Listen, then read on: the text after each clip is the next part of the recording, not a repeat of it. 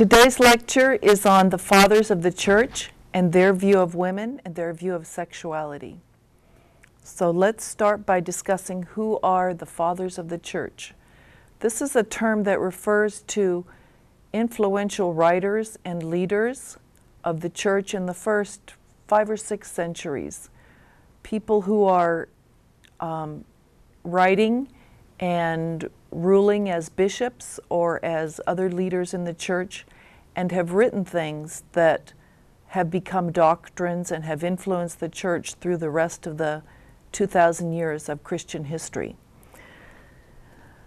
There are desert fathers who are people who fled from cities like Alexandria and Jerusalem into the desert to live.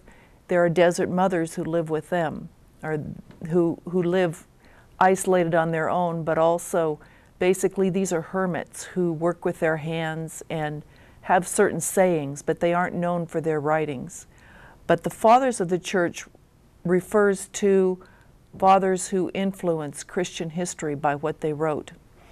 There aren't too many mothers of the church in this sense. There really aren't any. There are important women. We think of Perpetua, who died in the year 203.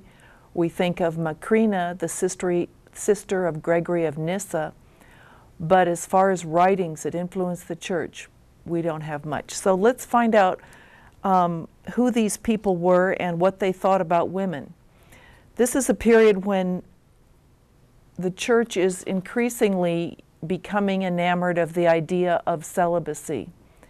So St. Augustine, who lives in the late 300s and early 400s, so the 5th century, about the same time as the fall of Rome, he had a sexual life before he became a Christian, but when he converted, he felt that he had to be celibate.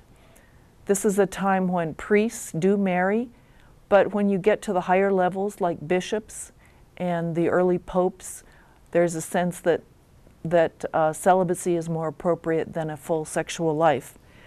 This has an impact on the doctrines that these men are writing about. First, let's look at Anastasius of Sinai and Tertullian. These men are contemporaries. Tertullian is a North African Christian.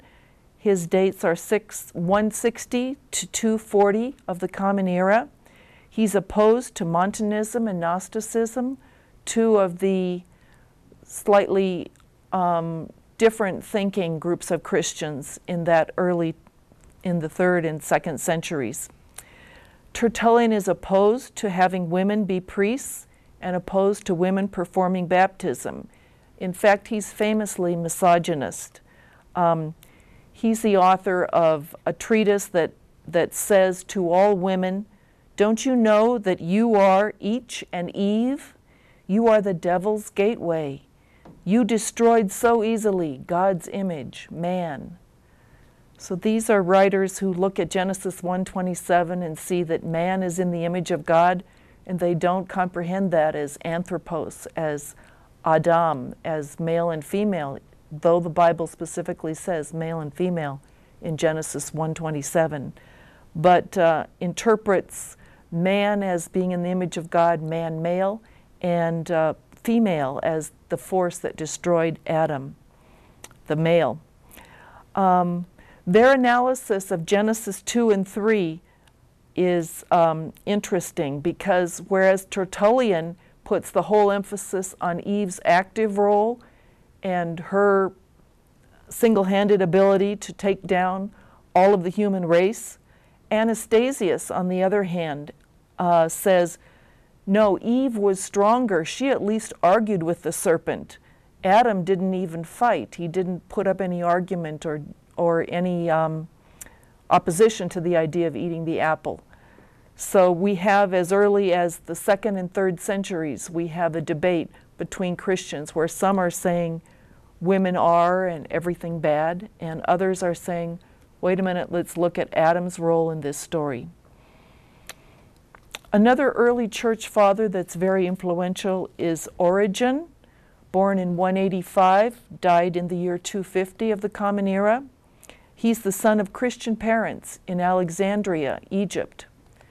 So he's one of the first second-generation Christians. He contributed to history, to analysis, the idea that all Bible passages have various levels of meaning, a literal meaning, a moral meaning, an allegorical meaning. He was imprisoned and tortured by the Emperor Decius.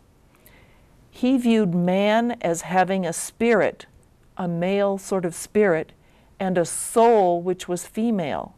And he felt that the female part of a human being, or of any male or female being, could get into trouble, whereas the male spirit was going to be the good part. So he had many treatises and many beliefs, but this is one that's pertinent for our course.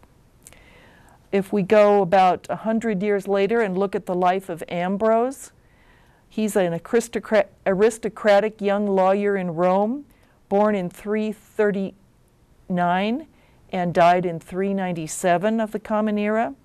He became a bishop in Milan and a church leader and wrote quite a bit. He looks at Genesis 1, 2, and 3 and notes that in Genesis 1, the creation of both man and woman is good. So he says, wait a minute, Eve can't be, and females can't all be the devil's gateway and responsible for all evil, because he says that God said good. It is good after both the male and the female were created. He looks at Genesis 2 and he sees woman created as helper, but he says good helper. The creation was perfect at this point. And so he raises the view of women at this point.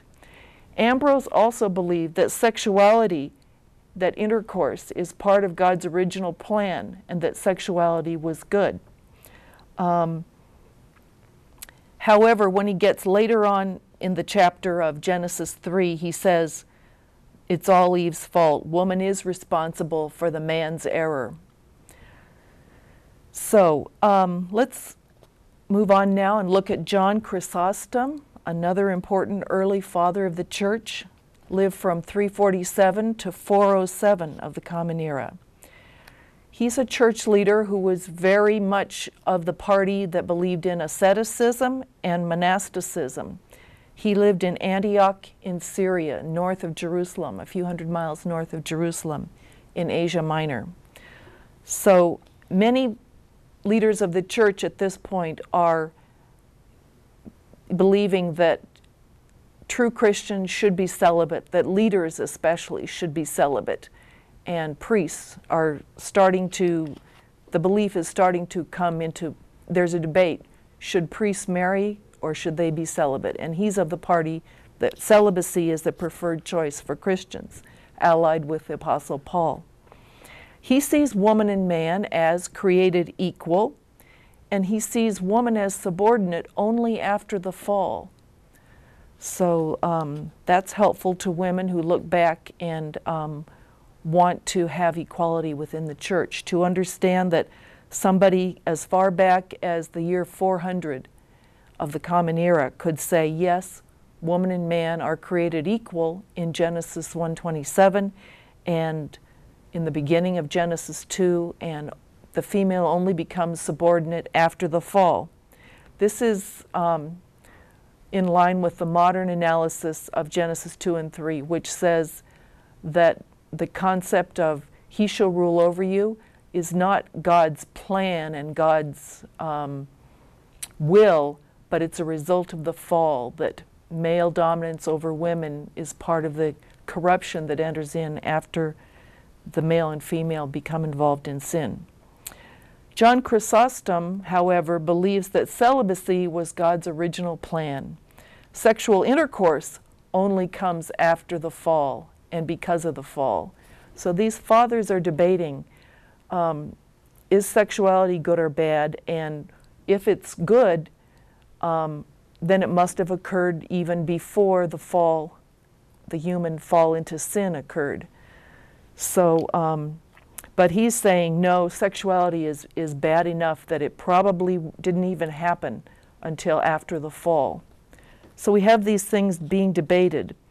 And of course, if these men are saying that sexuality is bad, then they're also seeing that all women are part of sexuality. And a man, as long as he's celibate, can try to be free of sexuality. But as soon as a woman comes onto the scene, she's a threat to his celibacy and to his purity, to his moral purity.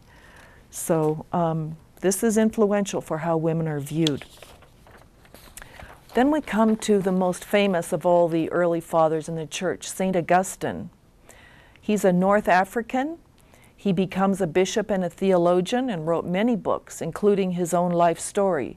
It's the first autobiography in full length ever written. It's called The Confessions. He confesses his early life and his process of becoming a Christian, and then his reflections and thoughts after becoming a Christian. His dates are 354 to the year 430 of the Common Era. So during his lifetime, around the year 410, Rome falls to the barbarians, quote unquote, to the invading tribes, and he lives to see this come to pass. He's in northern Africa working as a bishop, but he, as a young student, had gone to Rome to study, and he became a Christian in Italy, what we now call Italy. So it's interesting to think of his dismay and his change in his worldview when he saw the Roman Empire collapsing. He's been very influential over the centuries for the Catholic Church and for Christians in general. His mother, Monica, was a Christian. His father was a pagan. He's living in North Africa. She wanted him to become a Christian. He resisted. He was sent to law school, essentially. He was trained to be a rhetor, or a person who could argue in a courtroom, do rhetoric. He got involved in Manichaeism, which is a form of Gnosticism. And Gnosticism is the belief that the soul came down from a higher sphere into an earthly life, got entrapped in a human body, and wants to return up to the higher level. So members of the Manichaean group avoided sex as a part of one of the consequences of being trapped in a human body, that anyone who really wants to be spiritual would not avoid sex. This was hard for Augustine because he had already had a wild life as a college student. He had actually moved into a faithful relationship with a woman who was not his wife because she wasn't the right social class, but she was his concubine. She was his sexual partner. He had a son with her, but he didn't want to commit himself to a formal marriage. Ambrose, Bishop of Milan, led him into Christianity. After he finally made the decision to become a Christian, he felt he had to give up his relationship with the mother of his son, and he had to be celibate after that. He went back to North Africa and served as a bishop, but he preferred writing and did a lot of important writing of treatises.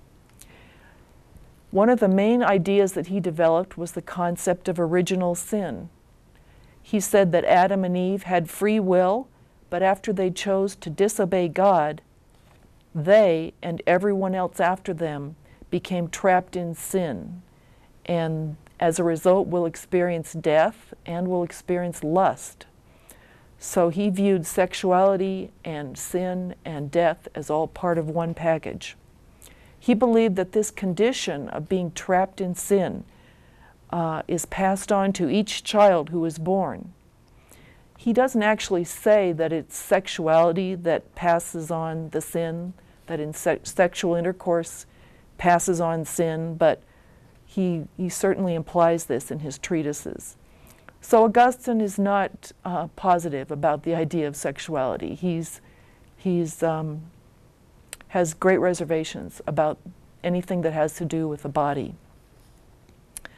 In his treatises, he says women are rational and are made in the image of God.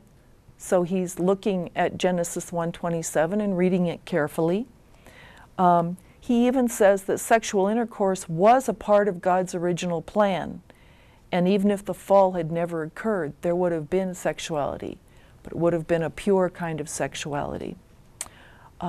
So he's a step up from some of the fathers before him who really felt that God hadn't even planned to have sexuality if only the fall hadn't occurred. In a treatise called On Marriage and Concupiscence, St. Augustine says that sex for the purpose of procreation is a good thing in marriage. He's more favorable toward marriage than his contemporary Jerome. He says consecrated virginity is preferable to marriage, but if you're a Christian and you have sexuality within marriage, you're okay, you're not committing sin. Christian women who are married, he says, are, if they're married more than once particularly, they're even better than Vestal virgins or virgins who are not Christians. So as soon as you become a Christian, you enter into a moral sphere that's a jump above even the highest level of woman in Roman culture, which was the Vestal virgin. So he has a definite hierarchy of virginity, better than marriage, and if you're married and a Christian, you're better than a pagan believer who's even a virgin. One view that Augustine has left us that still is widely believed today is the view that sex in marriage is only okay for procreation. If you commit sex in marriage for pleasure, then it's a mild sin. It's a venial sin. So he has sexuality as good with two conditions. It's in marriage and it's for procreation, to make children. And if it's in marriage and it's to enjoy sexuality with your partner, then it's not good. It's not a major sin, but it is a minor sin. He does say that abortion is a sin and that leaving unwanted newborns out to die is a sin. So these are practices that did occur in his time. We have infanticide as being one of the problems that the church has tried to stop. And we have, from his discussion of abortion, the understanding that yes, women were ending pregnancies early in the 5th century and in his lifetime. So Augustine stresses that the blessings of marriage are children, faithfulness, and the holy bond between husband and wife. He does recognize this bond and that sexuality is a part of this bond. So that's basically Augustine on sexuality. Now let's look at St. Thomas Aquinas. So we're jumping here 7 centuries. Thomas Aquinas was born in 1225 and died in the year 1274. He was a younger son in a noble family in southern Italy. He was given to the monastery of Monte Cassino in Italy when he was 5 years old. He was raised in a monastery by the monks. He studied in Naples, in Paris, and in Köln, Germany. Because he was dedicated to the monastic life at such a young age by his parents, he had very little interaction with women. As a result, he's very male-centered in his thinking. He studied and taught among men his whole life. He joined the order of Dominican friars. He was strongly influenced by Aristotle's theories of biology and philosophy. Among other things, Aristotle believed that women are a defective production of a seed that should have, in full perfection, turned out to be a male. The life that ends up producing a female baby, if it had been completed and perfect, it would have produced male genitalia. So the woman is just the limited form that lacks certain genitalia. He also believed that the rational soul is supplied by the male in sexual intercourse. So Aristotle understood that the female produced the baby, gave birth to the baby, but he knew that the male needed to have intercourse with the woman. So he felt that what the male added to the woman, that the woman provided the raw material, and that the male supplied the rational soul.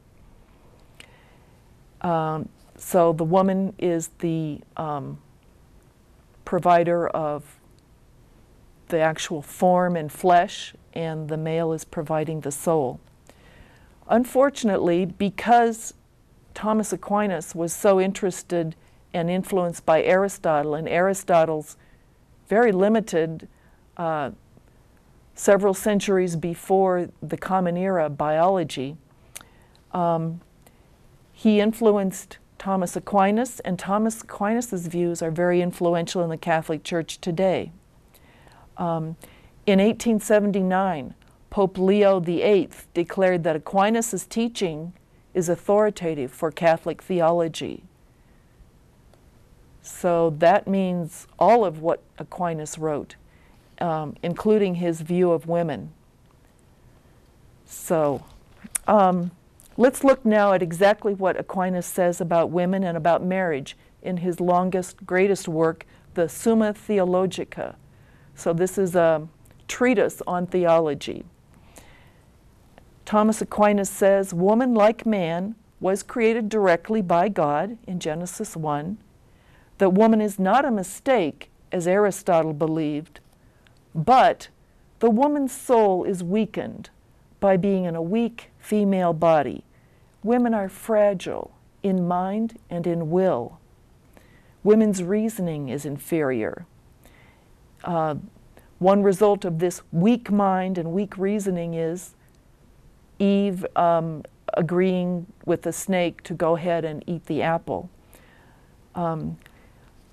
Thomas Aquinas concluded that because, even though woman was created directly by God, because of her weakness in reasoning and in the female body, women can't be priests. He also believed that wives are subordinate to husbands as the church is to Christ, which is one interpretation of Ephesians 5. He believed that Adam being made first in Genesis chapter 2 means the man is the head of the woman. He does point out that the man should not show contempt, and he's one of the first to say that she was not made from his head to be over him, nor from his feet to be subject to him like a slave, but from his side to signify the social union of man and woman.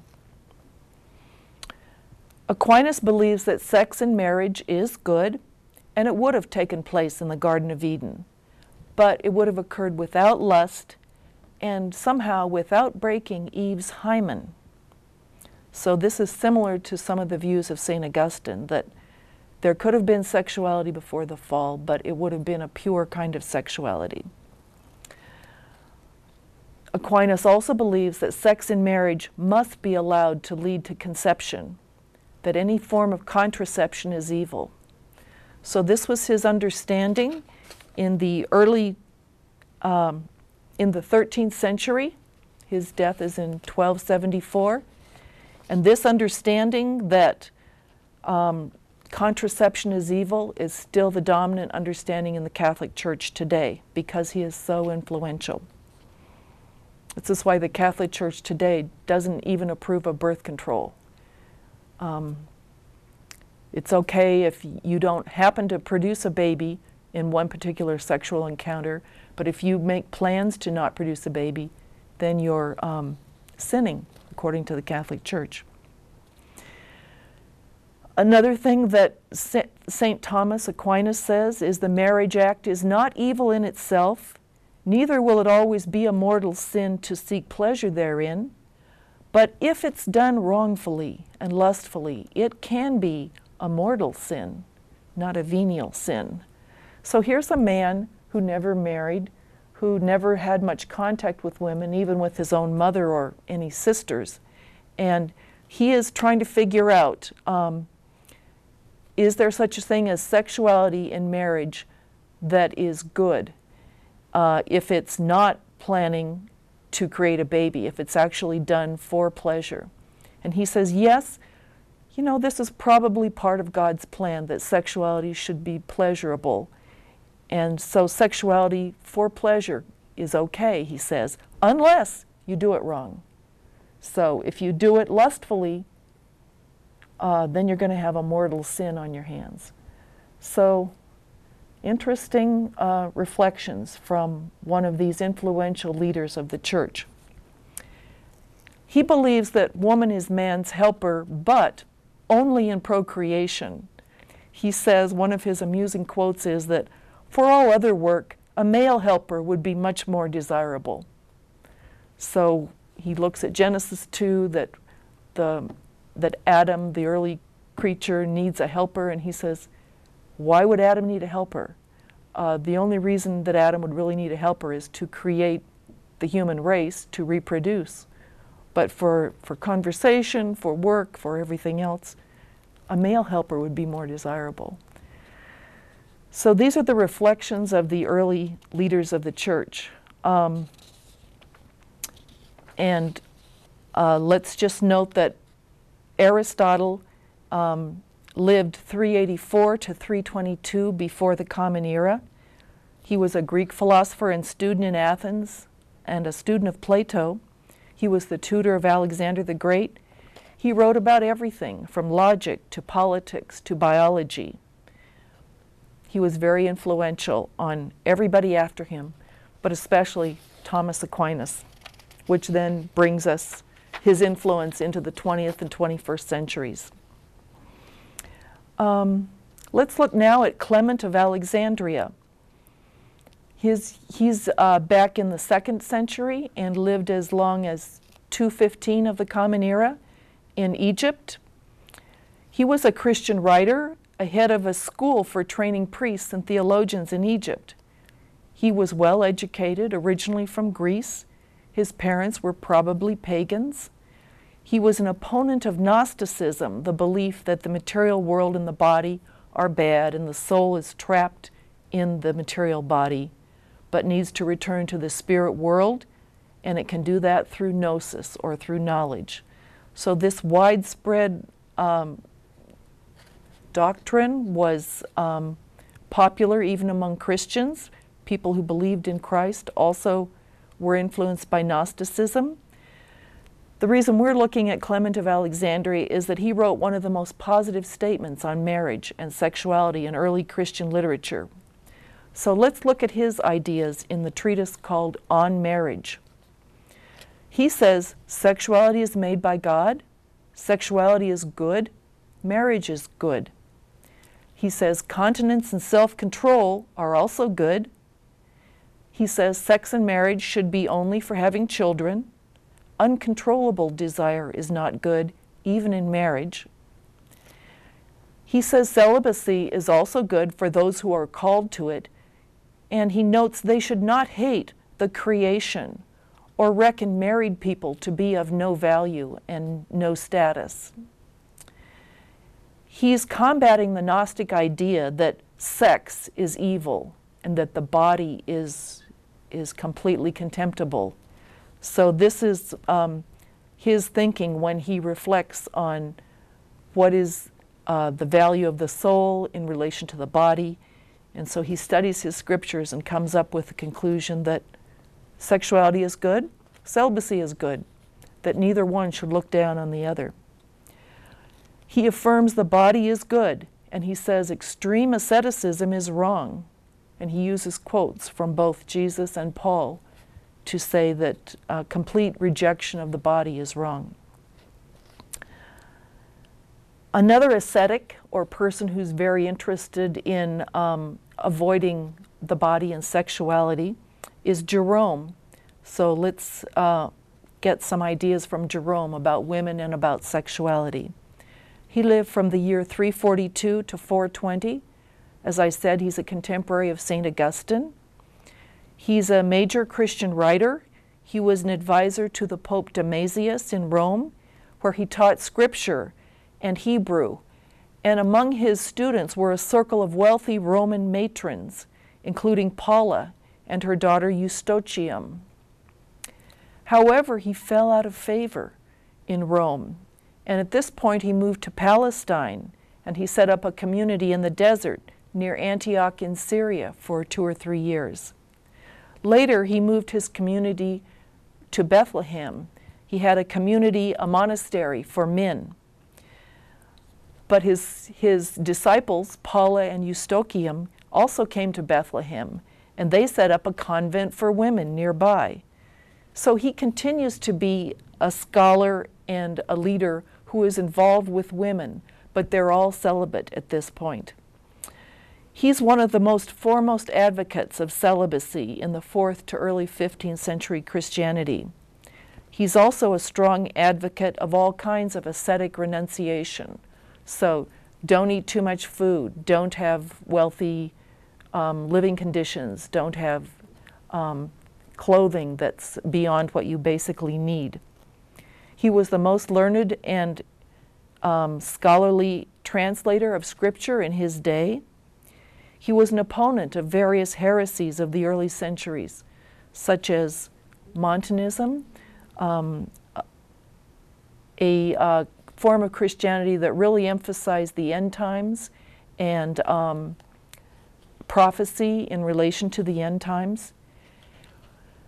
Jerome, however, looked at Montanism and he noticed that many women were prominent leaders in it. So he said, there are too many women in these heretical movements. He felt there was a connection between a movement that was involved in teachings that he felt were heretical and the prominence of women in these movements. He's known for his statements against women. He was influenced by classical Roman anti-feminist writers such as Juvenal and Horace, and then he in turn influenced later writers in the medieval period to make misogynist statements.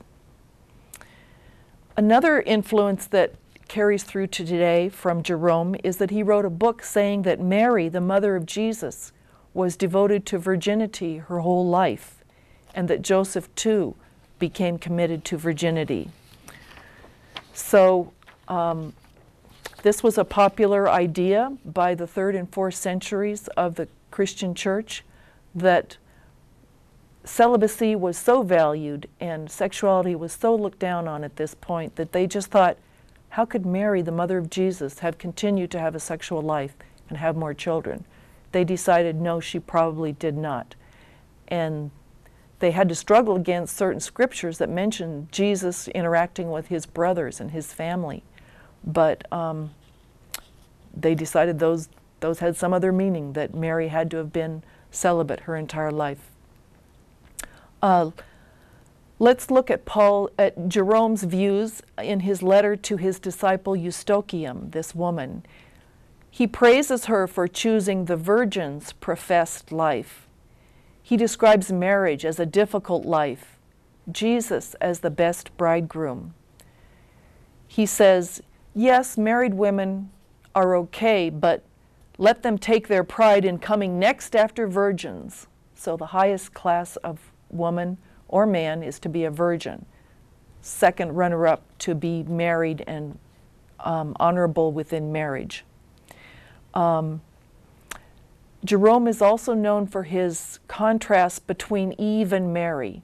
He said, death came through Eve, life came through Mary. This is a continuing contrast that has come throughout, has descended to us throughout the centuries. He wrote a treatise called Against Jovinian, where he argued that Jovinian was wrong because Jovinian said that excessive valuing and exalting of virginity was heretical. And he said, no, Jovinian is wrong. That virgins are higher status than wives, because Jovinian, who in 390 had written a treatise and said that virgins and wives were equal as long as they were in Christ, Jerome said no. He said, yes, marriage is respectable, but virginity is higher. Jerome felt that priests and bishops should be virgins, and if they were married, they could stay married, but they couldn't have sex any longer in their marriage. He says we should follow the example of Jesus Christ and choose celibacy. He said, after all, there's no marriage in heaven, and virgins begin to live that heavenly life on earth.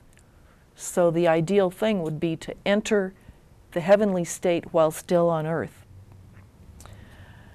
Jerome includes a long section from an earlier misogynist treatise by a person named Theophrastus. And he discusses all the problems of having a wife. She may take lovers. She may be demanding. She may not obey you. He says to have servants and friends is a much more reliable way to have relationships. He even comments that children may not take care of you when you're old. So this is all part of his defense of celibacy as the highest level. So these are who we have for our fathers in Christianity. These are men who are profoundly suspicious of sexuality. They're really trying to do the right thing by being celibate. But the more that they separate sexuality and spirituality, the more that they separate women from men, and the more they relegate women to a separate but not so equal position within the church. So one job that women today have is to try to overcome the attitudes of these first influential centuries of Christian fathers, and to study them, comment on them, correct them. And that's what women are doing today. And I'll just say that in the Catholic Church today, women are struggling to try to become priests. And the Catholic Church, along with the Orthodox Church, still holds the position that women cannot be priests because of two things. Jesus was a man, so they can't represent Jesus fully in the Eucharist, and Jesus chose 12 men disciples. So those two choices, well, being a male wasn't a choice of Jesus, but it was a choice of the divine in the redemptive process. What would have happened if Jesus had been born a female? We probably wouldn't have heard of him today. But along with Jesus being male and choosing male disciples, comes the idea that male is prior, and then with all this influence from the church fathers that sexuality is bad and that women are a path for men to fall from their celibacy, we get the idea that women can't be priests today. So this is something that women in the Catholic Church and even in the Orthodox Church are working on and trying to change, trying to help their church understand that there is no reason in the Bible that women cannot fully represent Jesus and offer the sacraments, including baptism and the Eucharist. But tradition is very strong in these churches. And the tradition, starting with these early church fathers, has been that sexuality is not good, that women should be separate, that celibacy and that the male is prioritized. So this is what we're up against when we look at women in Christian history. Thank you, and that's all for this lecture.